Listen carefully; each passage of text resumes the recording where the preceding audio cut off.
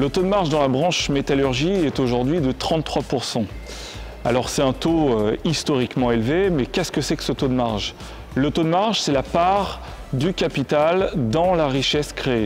La richesse créée, c'est quoi? En économie, c'est la valeur ajoutée. Et cette valeur ajoutée, cette richesse créée, elle est partagée entre les différents contributeurs à la production. Quels sont-ils? Il y a d'abord l'État, les salariés et les capitalistes. L'État est rémunéré via l'impôt sur la production, les travailleurs via les salaires et les cotisations sociales, et justement le capital via ce taux de marge.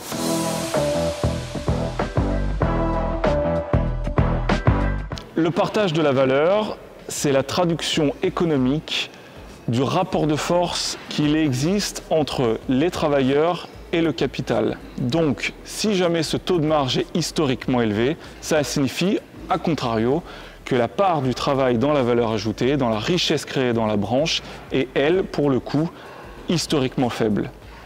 Alors ce taux de marge, d'où il vient? Il est principalement dopé par la rémunération des actionnaires, les rachats d'actions et les dividendes.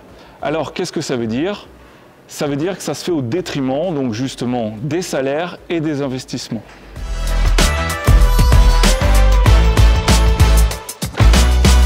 Nous avons les 32 heures et l'échelle mobile des salaires qui sont deux outils qui permettraient de rétablir un équilibre, une meilleure égalité justement dans cette distribution de la richesse créée au sein de la branche.